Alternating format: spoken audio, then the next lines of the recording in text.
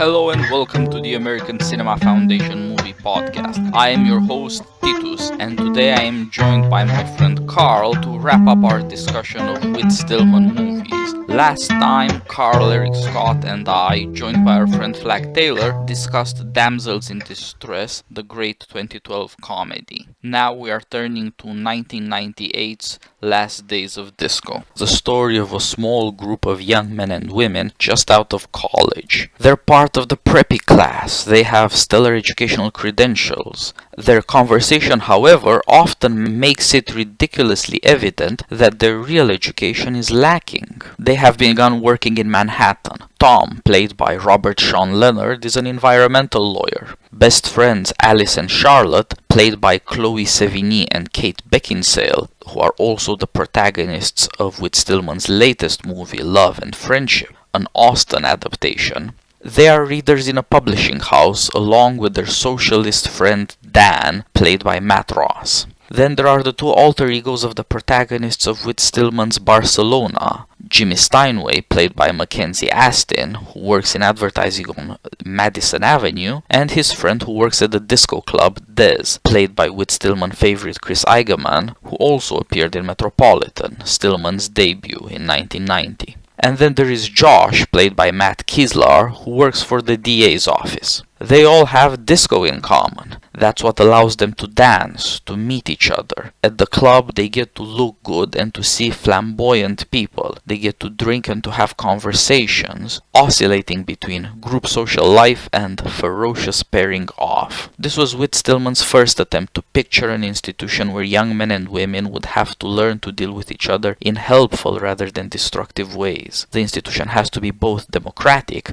accessible to anyone, and aristocratic or aspirational, aiming to bring out the best that young men and women can find beautiful and lovable. A dozen years after Last Days of Disco, Stillman came back with a far more complete description of such an institution, a fictional college in an utterly comic setting in Damsels in Distress. I recommend our podcast on that movie. In that case, the women are heroines looking to solve the problem for young men and young women. The damsels are trying to take control of their distress. In Last Days of Disco, they are just beginning to discover what they're looking for in love and friendship, with the failures and sufferings that entails in a more realistic setting, without the protection that comedy ultimately affords its characters. And so with Damsels in Distress, but the other dance-themed movie, we've kept mentioning it, Last Days of Disco, not about a beginning but about an ending. It was the movie with which, as you said, he ended his autobiographical movie making and went into a long hiatus. This is a very different sort of movie because it is much more recognizable socially, and we get more clues about who these characters are socially. They are identified as school job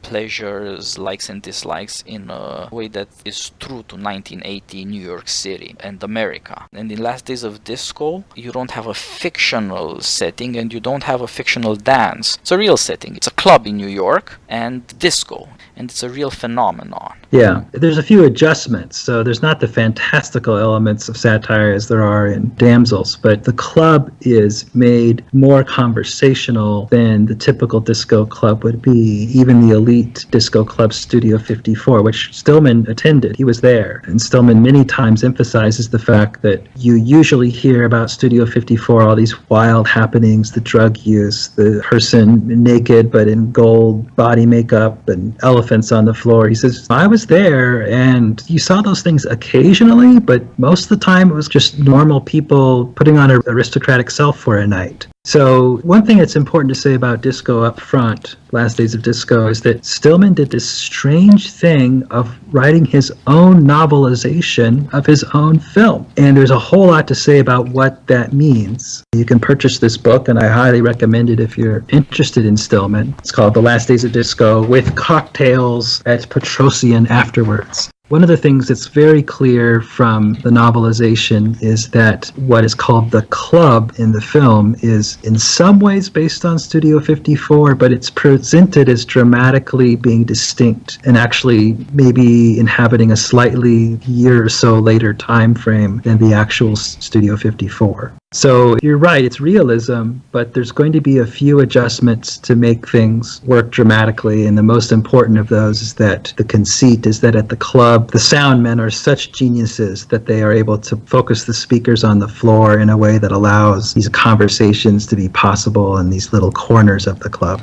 Yeah, so there's a sit-down part of the club, and it's explicitly communal. There are not booths for 2 people. There are these areas around tables where 6 or 10 people can sit comfortably with each other, and as you mentioned, they're somehow isolated. And that turns out to be very important because disco at its best, as it's presented by the Josh character in his first statement, is about cocktails, conversation, and dancing. Yes. You meet here everybody you know and everybody you don't know.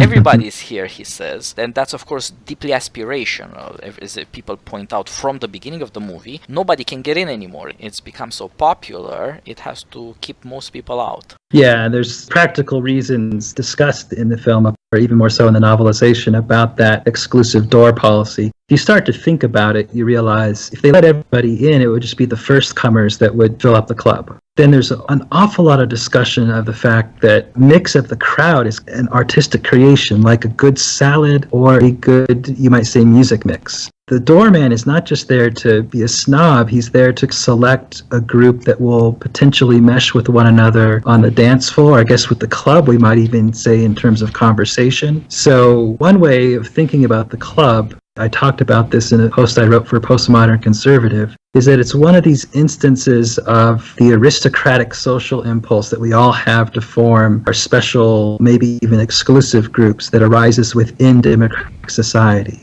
The club exacerbates your democratic hatred of inequality if you don't get in. But if you do get in, you like that because you're with the in crowd, and so it has that dual function. Yeah, so you can have equality for a few people inside the club, but you can't have equality for everybody. And Right. that means that you have to reject people. And indeed, we only are introduced to 2 of the young men who let in or don't let in, more or less, it seems, by their whim. And in the beginning, we're inclined to like Des because we follow him around. He's part of the protagonist group. And to dislike Van, who's always angry with him, always wants to get him fired. But at the end, Van actually ends up in the same situation as them, fired, going to the unemployment office, but also is part of the small group that hears the last speech in defense of disco that Josh character gives. He is one of them in that sense. He knew what the club should be doing, and he was part of that actually. He comes across in a very unflattering light as a nasty guy, to say nothing worse. But as you pointed out, selection is inevitable, it's necessary, but you don't necessarily do it well. He was part of what did it well, and he explains this clearly. He says, oh yeah, the club has a new owner. It went down fast. The guy just didn't know what to do with it. Yeah. Turns out that there are ways to do it badly, as I believe most of us would find out if you tried to open such a club. Yeah, that's right. Maybe this is a moment to talk about what Stillman is saying about disco itself. So I think one of the first things about the film that's notable is the release was in 1998. You had a disco revival in the 90s, but I do remember it was often really emphasizing the tacky elements, the big bell-bottom pants and platform shoes and crazy stuff like that. And Stillman really, I want to thank him. He really made me think differently about disco. I remember disco when I was a 6th grader or so, 11 years old, when it was a fad. And I think my first album I ever bought was Saturday Night Fever. But I had been convinced over the years that disco was mindless, robotic. And Stillman really cured me of that misconception. He really shows that at its best, disco was a creative musical form. It's admitting that, of course, it can be dumbed down and become this mindless thing, but he makes the best case that he can for the initial disco trend. Disco's always going to be with us. There's always going to be this dance music, kind of repetitive, and so I don't think we're ever going to get around the existence of disco or ever get past the need to resist the most reductive, robotic forms of it. Just very briefly, here's one way to connect it to Damsels in Distress. As I pointed out, the problem with protagonist Violet in Damsels is that she's no musician. Disco solved that problem. Disco was the first kind of music where you didn't need musicians. There was no band playing in the club, and the music itself did not require great skill. You didn't have to have the virtues of heavy metal guitarists or the virtues of great songwriters or great voices or any great instrumentation at all. Well, And yes. its repetitive element, of course, simplified things even further. Yes and no. Obviously, the move to disco, it's a downward slope from the quality of, say, the soul music of the 60s or the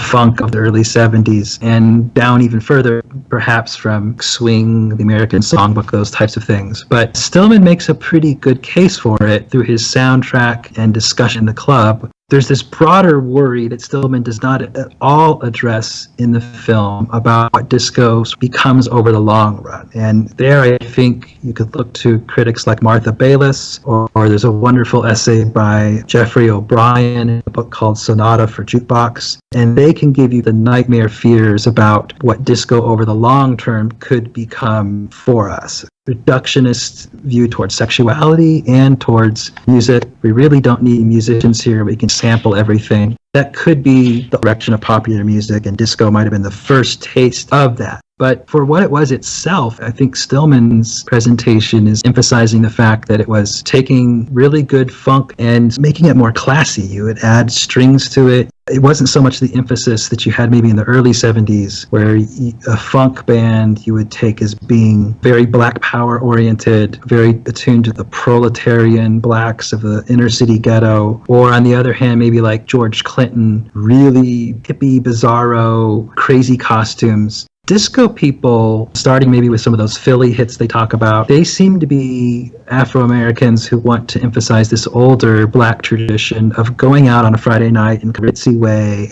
and really classing things up. Those people wanted to show that they could be definitely African American, but also classy and successful and aspiring at the same time. I think if you listen carefully to stuff by Chic or Melvin and the Blue Notes, some of the other songs on the soundtrack, I think that's part of what was going on. And the conceit in Last Days of Disco is that the club is really zeroed in on the very best disco music, bringing together the bodily and the classy in a way that really works. That's perfectly true. And one way to look at it is compare Last Days of Disco in terms of look and social class with Saturday Night Fever. In Saturday Night Fever, you have lower class Italian characters and then other ethnicities. They dress super flamboyant but are utterly tasteless, and they behave in reprehensible ways, and they are themselves concerned with the fact that they don't really have prospects, that the future is not going to be good for them. They're very worried about this. It comes up in various ways, of course, especially for the main character played by John Travolta, but it's not just him. Whereas in Last Days of Disco, you have people who are aware they're not really upwardly mobile. They may be hated as yuppies or Wall Street types, ad men, what have you, but they don't actually have great prospects, and they certainly have no great wealth or great property.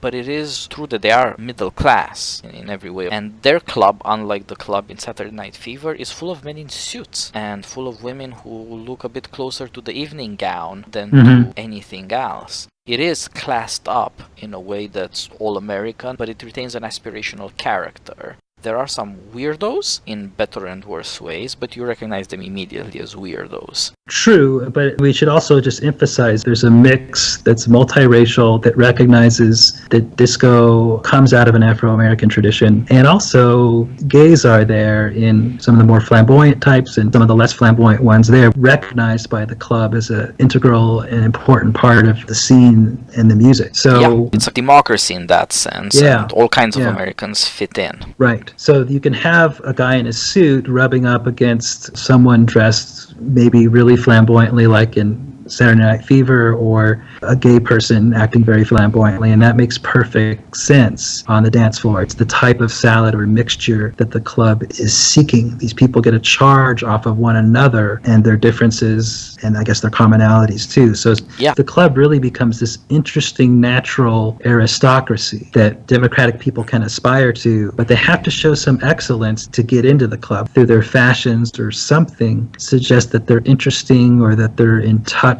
with the musical vibe of the place. So that would be my aristocratic defense of So the it's club. not clear how you fit in. It's clear that you have to select for fitting in, but it's not quite clear what those criteria are, and I believe the reason is that they ultimately don't stand up. But there is a feel to it. Partly you are looking for diversity. Partly it's something else. People have to strut their stuff some. Yes. They have to show off, either in a classy or a vulgar way. Both are welcome in various mixes. And outside of that, you also have to have a certain confidence, for example, by showing up in a taxi. That just gives you a bit more authority all of a sudden. And that's also looked for. Another one is you can't get stuffy. You can be there in a suit, but it had better look dandy. If you come in there like one older gentleman does in an older gentleman's suit, it's no go. You see what they're looking for, but also how deeply uncertain it is. People are going to come in the back way if they can't get in the front way, for one. For another, not even the people we see most often in the club are at all sure that they'll get in there. The mix is continuously changing and the judgment is just unreliable. And so this mix of aristocracy and democracy just is not going to work. Yeah, that's interesting. So I've outlined as just general defense of the disco genre as it exists in those 77 to 81. But it's also defended as a pretty successful revival of a lot of the key elements of the social dance pattern. Several of the characters say explicitly dies out in this period of about 1969 to 1976. The Josh character early on, he says, speaking to Tom, the thing that excited me about these early disco hits was that I knew dance clubs would follow and that would rectify this terrible lack of social life and dancing that we experienced in our college years. We can actually pretty precisely pinpoint these years using evidence from the film. It really was 69-ish to the start of disco. If you think about Stillman's body of work, obviously the thing that comes to mind is Metropolitan. It's an older form, it's an actual aristocracy, and it cultivates social dancing also. Key character in Metropolitan, Tom Townsend, is kind of introduced to this world. He winds up loving it. But the title of that film could have been The Last Days of the Debutante Dances. Yes. I think you can pinpoint it to somewhere in the 60s, even though Stillman is often cagey about this. Stillman also says in the audio commentary on Metropolitan, he says, I wanted to have two halves of the parties before Christmas and the parties afterwards. And the parties afterwards are called Orgy Week. He wanted to bring out behaviors associated with the sexual revolution or the 60s generally. Some of the drug use or the strip poker that became the publicity shot for Metropolitan. Yes. So it's a reflection on American society. What happened with the Summer of Love and the hippies? Where did that go and how did that eventually resurface as disco? In some ways better, in some ways worse. And of course the most interesting young girl in Metropolitan, as you mentioned, does show up in Last Days of Disco. Now she's in publishing and she's fairly well respected, Audrey is. And she does look like a classy woman. Not exactly middle-aged, but not exactly in her prime anymore. So you get to see it. Time has passed. Right. If you do the math, it's going to have to push the Metropolitan date in the 60s. What matters is that we think of the sexual revolution or the 60s generally as being this very glamorous thing, and all this excitement was happening, and people were, of course, they were dancing. But the strange thing that the characters in Last Days say is that, at least in the immediate aftermath of the 60s, it caused this social disconnection and it killed social dance. And one way that happens, of course, is that the deb dances of Metropolitan are no more. Not that those were available for most people anyhow. Obviously, there would be exceptions to this. We could look at the typical blacks and what was going on with Soul Train. They're obviously still dancing. But for Stillman's peer group, apparently those years had few opportunities for social dance, for conversational connection. And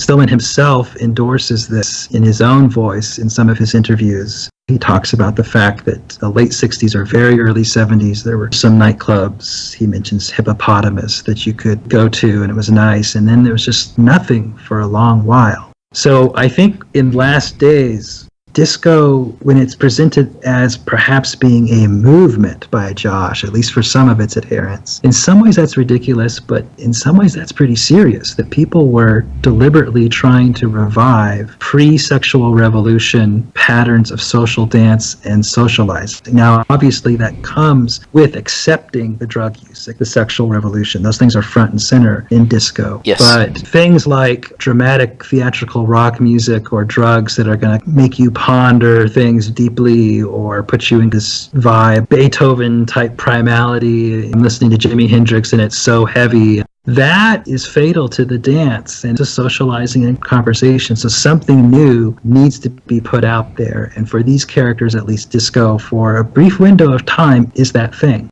Unlike the attempted revival of social dance in Damsels, it's successful in disco. It's a big nationwide fad, and it really happens. Yeah, that's where it stands to the debutantes. On the one hand, it's nowhere near as graceful and it's way full of all sorts of ugly and even criminal things. On the other hand, it's a real national phenomenon, not just the exclusive property of upper middle class types. So that's the better and the worse from the point of view of America. Disco itself is self-conscious about this. In The Last Days of Disco, the Charlotte character, who is a fairly nasty young woman, but also very attractive, tends to lie when she speaks about herself and tell the truth, if ugly truths, about other people. She's very perceptive and does a bit of Sherlock Holmes deductions here and there in the plot. It's very sharp. She says those people at Woodstock, they were so conceited, they had no idea how to dance. And that's Whit Stillman's judgment on what the Summer of Love and the Sexual Liberation is music turned towards,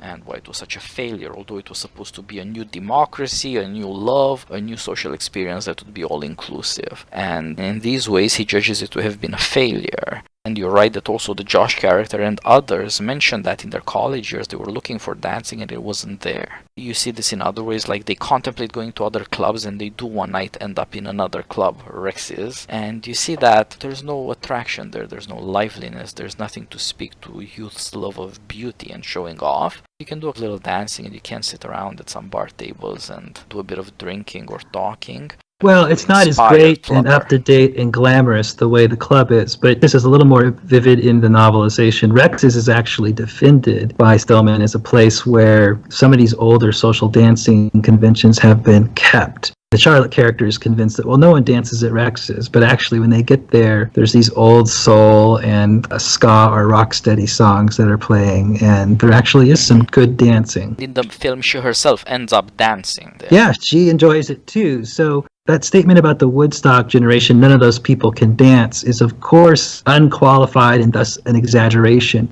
There were pockets where people preserved social dance here and there. But Stillman nonetheless is endorsing the theory there, that there really was this dearth of dancing. It had something to do with the conceitedness, the aggressive hedonism, the drug use of 60s rock, 60s hippiedom. And I think some of this works its way through the plot of Last Days of Disco. This is a group of friends. They're sometimes friends and sometimes not, and they're not really a group. There are several different kinds of groups, and the only stability they have at any point actually is as couples. That's part of the discussion in Last Days of Disco. There's social life, group social activity, and then there's ferocious pairing off, is the phrase that Charlotte and then Alice and then others use to describe the erotic intensity that brings two people together to the exclusion of anybody else. And that is the legacy of the sexual revolution, ruining even this group of friends. They cannot help themselves. Their erotic connections are so strong, so fast, even though they don't last, they make it impossible to have a group of friends. And they also introduce, of course, sexual competition, which also ruins the friendship. And they also encourage people to judge each other on their sexual expectations. They can like each other too much or dislike each other too much because of this erotic potential. That's how you see the unfolding of the erotic revelation of the Summer of Love. It's ruining it for this group of friends, and at the end they're not a group of friends anymore. They resolve again as potential couples, as people left out of potential couples, and they fall apart. That, I believe, is the way that the story works out, the social and musical and, in a sense, political happenings of the 60s. Yeah, I think you're absolutely right. When I watch this film, I get very exhilarated and excited by it because that idea of the group social life and erotic possibility being interwoven is, I think, for a lot of people, pretty exciting. And it's very glamorous, and there's moments where it really clicks. There's that one beautiful moment where Tom meets Alice on the dance floor, and the dancing is really good. There's clearly a connection. It seems idyllic, but quickly we see there's this underside to things that's very depressing. And you're so right about the group social life. Even when Charlotte says this thing about we should have a group social life, if you think about the plot, well, that's the moment when she decides to go for Jimmy Steinway and make him her man. She's not even really sincere about wanting group social life. It's for the sake of catching one particular man. And you're right, There's intense competition and backbiting. The whole situation threatens the friendship of Jimmy and Des and some of the other characters as well. Friendship remains a postulate. particularly in some of the male characters. I saw this through a couple writings by Peter Law. The themes of nature versus grace pop up.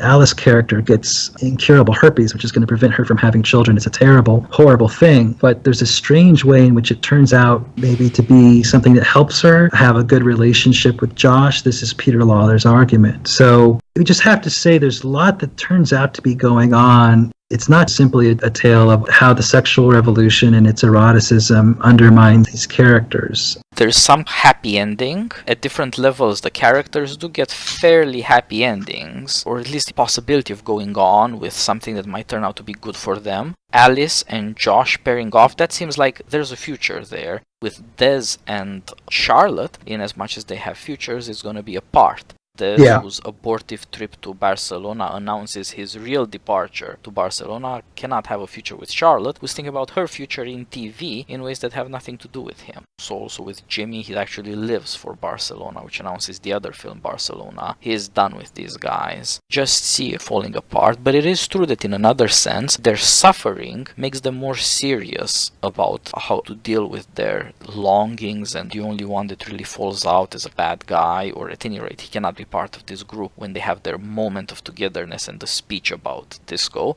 That's Tom, who is the most successful, an environmental lawyer, travels around. He is a Harvard kid, I guess. He's prestigious. I think almost all the guys here are Harvard. Yeah, but turns out to be a scoundrel. Again, Charlotte warns Alice about this in one of her many Cassandra moments. These people can perfectly turn into assholes too. He cannot be part of this. He's done damage, and they just brought nothing good to the table, however appealing he seemed at some point. On the other hand, Josh and Alice begin to respect each other and fall in love in a more graduated, less enthusiastic and less desperate way. They're not jumping into things because they've learned both about each other, their vulnerabilities, and they have learned about themselves that they have problems and that they need help that cannot come except from another human being. If you could find somebody who would love you even if they knew that at some level you're broken or damaged. There is a happy ending, especially for Josh and Alice, that seems based on grace. That is to say, the transformation of something bad. They're deeply unhealthy. She in the body, he in the mind. Mm-hmm. But through science and through their own learned lessons, they could come together. Their coming together is partly accidental or based on grace, and so also their future is not fully in their hands. It is also remarkably equal. Josh is the most political of all the characters in as much as he's an assistant DA, but on the other hand he's the most reluctant and least manly in as much as he has no assertiveness in his personal life. He becomes assertive as assistant DA and helps break down the club. The man who most believes in the movement disco is the man who brings down the hammer on the actual disco club. He says, I would want once in my life to say, book this clown. And he eventually does, specifically about Bernie, the guy who runs the club, owns it. Yeah,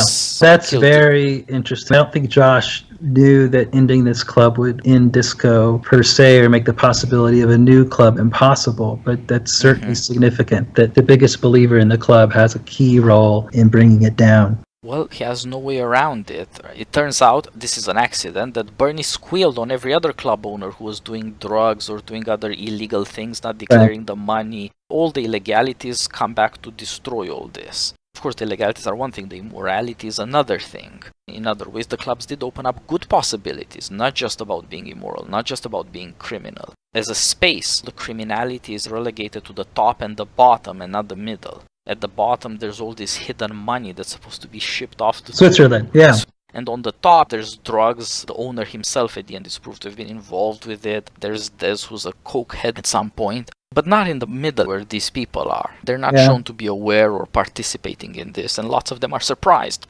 So there is good there. And Josh is right that this is real. It's just that the basis on which it's organized is unsustainable. We are also told that something soured in the nation. This is the only Whit Stillman movement with a historical sequence. You can time the death of disco to the moment when he uses actual footage of the event of burning all the disco records at the ball game that shows this ugly ferocity in Americans. As Democrats, as a people, they have decided to burn disco records on a baseball field. This was a stunt set up by I forget which team owner, but it degenerated when once they started burning down the vinyl after the sixth inning or what have you. The people in the stands who had come specifically for violence went down the field, destroyed the batting cage, there were fights, there were crazy stuff going on. It quickly turned into exactly what it was, a mob. The guy thought it was a stunt to be anti-disco, but it just unleashed a mob. That's one thing that tells you disco is dead, aside from the plot.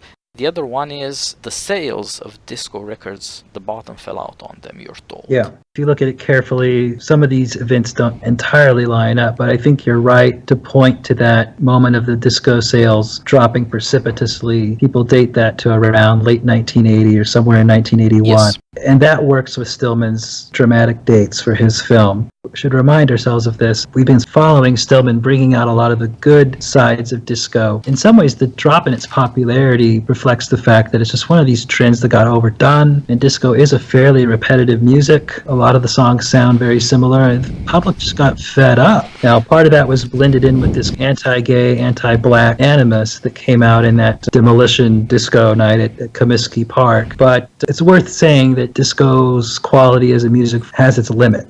Now, yes, that's true, and I think the point is that success did not improve it. Yeah, if you want to get into a music critic perspective, one of the things that's often said is that hip-hop, which was in the wings at this time, returned dance music to a greater rhythmic complexity, and there's something to be said for that. You mentioned the love triangle, I guess we should call it quadrangle, or... Yeah, it's a sophisticated moving polygon. Yeah, well, I guess I do want to say at least one thing about that is that for people watching this film, the thing to think about most vividly is the fact that Alice becomes the center of attention, and she could have wound up potentially with 4 or 5 different guys. You mentioned Tom, who, when he breaks off with her, doesn't... Well, it's not the initial breakup, but he treats her very poorly in a couple of ways. But is otherwise described as an interesting, good catch type of guy. And there is obviously the man she winds up with, Josh. They're both in a way making sacrifices. Josh has to marry a woman who's not going to be able to bear children for him. And she marries a man who has to take this lithium salt to stay on an even key for his mental illness. In the novelization, you learn they stay married, they're a happy couple, but it wasn't, there was a moment where he had to go off of that lithium and they struggled. They had some hard times where he fell back in depression. As you put out, they're both defective in certain ways. The other possibilities are Jimmy Steinway, Dez, and the socialist Dan character at one point and seemed interested in Alice. And it's worth thinking about why she makes the choices she does. And probably the most interesting choice there is why does she pursue Dez, or at least is open to Dez's advances for a little while. I mean, you see them kissing in that one balcony scene. And why does she not ultimately choose him and instead choose Josh? I think we're agreed about Josh. He's the only one who's really a stand-up guy. He is the truth of which she is merely the prejudice. I wanted just to briefly describe an argument that was made by Peter Lawler. There's a good book on the Stillman movies called Doomed Bourgeois in Love, and he's got another piece called Disco and Democracy at the end of one of his books called Homeless and at Home in America. And in this piece, he works with the novelization pretty carefully, and he has an argument that poses Dez as an option against Josh as an option. We've talked about Josh as an option for Alice. Dez is interesting because he wants Alice as a way of reforming himself. He recognizes himself as being out of control, his drug use, most importantly, his erotic life, his manipulation and exploitation of women, and this is connected perhaps to some ambiguity about his own sexual orientation. He's the character that says, well, I might be gay. But the important thing is he wants Alice as a moment of grace. If he has Alice, he can turn himself around. So his key line in the movie is when he questions the idea of to your own self be true. He says, what if your own self is pretty bad? He wants to reform. Alice is his chance for that, but he loses Alice. The character who wants and needs grace in a way doesn't get it. Something similar happens with the Charlotte character, maybe. She's the one, after all, who sings the hymn Amazing Grace towards the end of the film, in contrast with Alice's own slight hostility, you might say, to Christian religion or the fact that Josh would sing a hymn or use it as a mantra. So I highly recommend that Lawler essay as a way of exploring this possibility. Lawler says that Stillman on these themes actually covers his tracks. And I can report to you, Stillman says about, for example, Charlotte singing Amazing Grace, he suggests there's nothing there. He says, well, Charlotte's like this person you meet who's always performing one-upsmanship on you. And when it's time to be sexually liberated, she's the most sexually liberated. When the trend is towards religion, she's more religious than you are. And maybe that's the way we're to understand it. But by Lawler's interpretation, Stillman is putting up a smokescreen. There's something deeper at work with the nature and grace Last Days of Disco. Yeah, well, everybody can tell that Whit Stillman is an ironic man. He's a satirist. He's a dissembler. There's no reason to take him entirely as trustworthy and in a confessional mode. Yeah. And Charlotte, of course, doesn't just sing that hymn. She is thinking about having children. There is something in her that's transformative. She does in some ways realize that she's losing stuff. She's losing her friends because she's been such a nasty person. There's no reason to believe that her suffering and her anguish aren't genuine. Of course, especially if you think about it this way, it's a matter of one-upmanship. There's no look for suffering there. Her suffering is her own. That's genuine humanity. And I believe Peter Lawler made a great point about this, that the suffering shouldn't be neglected. The suffering of these characters deepens them. Whereas the Alice character, in certain ways, is dislikable and hasn't really shed her prejudices. She may have learned that cool job, attractive Harvard guy might be an asshole and somebody who treats her badly and can't stop treating her badly, actually. He sometimes hurts her unintentionally because he's so unaware of himself and at the same time too obsessed with himself. Yeah. But she doesn't have enough respect for Josh's suffering. As an audience, we like him way more than she does because we see he does right. He is the agent of justice. And he's willing to sacrifice his job in the most unostentatious but risky way to help a friend who doesn't deserve it. This doesn't get grace in the form of Alice saving him and marrying him. He does get grace in the form of his friend Josh, whom he trashed throughout the story, losing his job to save his ass. Josh also makes sure that he can't leave the country as a coward, as he intends to do. As Des prepares to abandon the country, as you pointed out, he says, what if your self sucks? You shouldn't be true to that self. But he nevertheless is. He talks about himself, I'm running like a rat, and nevertheless does it. Who saves him from himself at his worst then as well? Again, it's Josh. Yeah.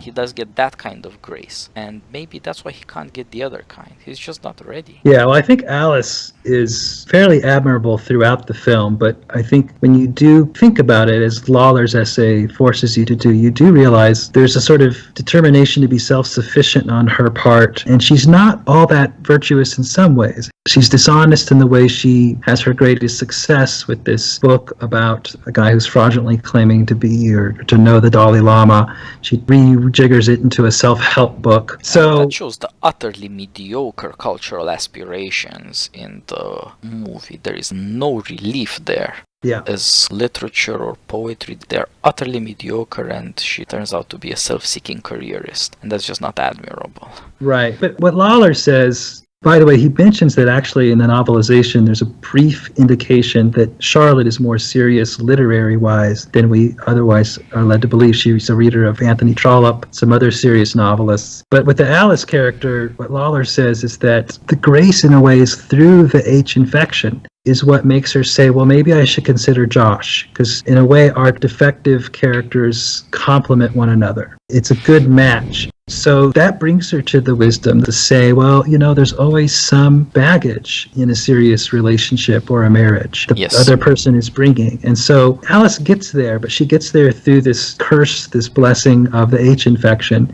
And Lawler makes us wonder, well, what if she hadn't gotten that? Maybe she would have wound up with a Tom or a Des. She's more conventional in her upper-class aspirations than anybody else is. And she's less able to organize anything than the other characters are. She's just not good in that part of the world. Well, she's good in book publishing. In that one specific way. She screwed them over badly, but then she came up with a way to turn one fraud into another kind of fraud. She went from illegitimate or scandalous fraud to legitimate or bestseller fraud. Okay, yeah, I guess I have a more positive impression of her overall. Yeah, I'm emphasizing that as a counterbalance. I do agree that she's fairly decent throughout, and she deals better with being rejected or treated badly than anybody except Josh. That's the way in which he is superior to her. He has magnanimity. She has none of it. Somebody treats her badly, like Charlotte does, eventually she rejects her and gets rid of her. Which is perfectly understandable. It's also respectable in a certain way. She stands up for herself, but there's nothing of the magnanimity that the Josh character shows. There's a kind of story-created standard of judgment in that moral sense. And I'm not sure she's aware she should be looking up to this guy, but she should be. And as an audience, we are aware of it. Yeah, maybe we should talk about either the Des character or the Charlotte character a little bit more. We'll go with Charlotte. Most viewers will see her as pretty repellent and as someone they wind up hating and don't enjoy the process of learning to hate her either. But there are some hints that there's more with Charlotte than meets the eye. She offers this gospel of being in control as a young, liberated woman. She has that speech overlooking the disco floor saying, we can make things happen the way we want to. But it turns out she fails at that utterly. She can't make anything happen the way she wants to. She's fired from her publishing job. She can't get Jimmy Steinway. And there's other failures. There's a way in which behind her very brittle bitchiness, there's some real fragility and awareness of her neediness that comes out in that moment where she sings the hymn. And that's different from Alice. She's the only one who mentions her parents. Their parents are mentioned as the daddy who subsidizes your New York living. Right. Not that there's much to it, but it's there. She does mention her parents. They're divorced. Yeah, that affected her in some way. And she says, it's just a universal truth. People don't like to be criticized. I think that's why my parents divorced. And that sounds like yet another one of the superficial things she says. But the superficial things are always true. They're often nasty, or always nasty, but they're always true. It's things about herself or her plans or her desires or her gospel of self-actualization, as you put it. Those are the fake ones. When she notices things offhand, whether it's Woodstock or her parents, she always speaks the truth. And as I mentioned before, when she does her bit of sleuthing to figure out that her friend Alice has sexually transmitted diseases, she also is very sharp and very clever, and it's true. It's an awful thing to say about somebody in public in the company of their common acquaintances, but it's true. The morality and the intelligence are separated there. She's way cleverer than she seems and more insightful. And of course then there is the fact that she's the one who says what is true about Alice, that there is good coming out of her disease. It's a shameful disease, it's a harmful disease, but there will be good coming out of it. She's wrong about how. Yes. I think she's right about her parents, and that is the source of her trouble. She says people don't like to be criticized. And at some point she becomes aware of the fact that that's why people hate her. She's always been criticizing people. She thinks she can get out of her parents' predicament. Don't become them, don't get married, don't be involved in this. But in another way, by rising above that level. And her competitiveness is about that. She wants to be the best so that she'll be loved. She's trying harder than anybody else, and her attempt to put other people down, although by speaking the truth, is again showing that she wants to be above everybody else so that she's not in danger. It's the equality of her parents that led them to their divorce. That's the problem there. She doesn't want to be in that situation. Her self-control is about not being caught in a cycle of mutual recriminations. She wants to be in a situation where nobody can tell her she's not good enough. And this is something she has in common with Des, who does know that he's worse than everybody else. But the way he reacts to other people is he is angry at how judgy they are. They're judgmental. Who are they to judge him? He wants to bring them down for that reason. Josh saves him, but Des kept calling him a nutcase, freakazoid, and wacko and a loon. And when Josh spoke his mind about how young people should be thinking about love and character and so forth, he started telling everybody that he's had these events, that he is mentally unhealthy because of some disease. He has to take lithium salts just to stay sane. Neither him nor Charlotte can deal with being equals with other people and other people having a kind of moral superiority to them. Well, I think part of the issue with Des and sensitivity towards moral criticism is that he knows that he deserves it, but he also, and this again is much more hinting at this in the novelization, there's a suggestion that his womanizing is at least partially a fault of nature that's compelled upon him. This works particularly well if you posit, as Lawler does, that Des is on a nice edge in terms of sexual orientation, and that part of the way he pushes against his uncertainty there is to be aggressively womanizing. That's a good point. There's a sense that there might be something naturally messed up with Des. Hasn't dealt with it correctly. He's a moral failure in that sense. But maybe he's aware that people would be less judgmental of me if they knew the full situation. So that's a I think that's possibility true. with Des. Having a disease, suffering in some way that is not under your control, is also the case, as it turns out, with Alice. You learn that it's the case with Josh. It's not rare in the movie. Turns out that your choices are somehow tied up with your body. You cannot fully escape your limitations, and you have to get serious about that, which this is incapable of being. It's also a matter of where you stand to the society, not just where your opinions stand to your body. This is unlucky. He's in a situation where sexual liberation is in, sexual promiscuity is in, that just plays to his worst instincts. There's nothing playing to his better instincts. He never gets help that way. But the social situation really does not favor him. That is also true. Just like the fact that her social situation seems to favor her in the case of Charlotte, turns out not to be true. The social situation only favors her in the sense that it does seem like she's going to make it in television. She just has the personality for it. She's an egomaniac, let's say, with charm.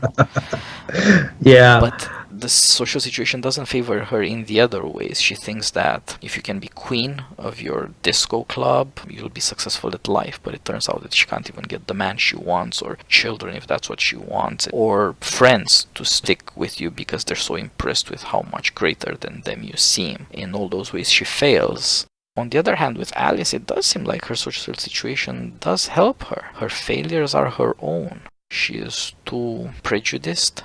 Starts with way too high opinion of Tom, for example. And she's also too gullible in some ways. She takes advice from Charlotte when she really knows she shouldn't. But she does have what it takes to make it, to become fairly happy by meeting somebody through this club, through her group of friends within and without the club. She's got options, actually. Yeah, the novelization has this chapter where the characters meet 20 years or 15 years later. Two things are striking. One is that none of the characters have had children. Now, we knew this was going to be the case with Josh and Alice. Turns out there's still something of a friendship between Des and Jimmy that's been salvaged. But there's one person who's not there. That's Charlotte. No one knows what happened to Charlotte. We don't know. Did Charlotte at some point find some grace that allowed her to turn around? Was she the one character who, as she expressed the desire for, that actually winds up with children? You know, the novelization leaves us hanging. That's one little tidbit I'll leave you with, and maybe it's an incentive for people to explore this fascinating novel based on a movie.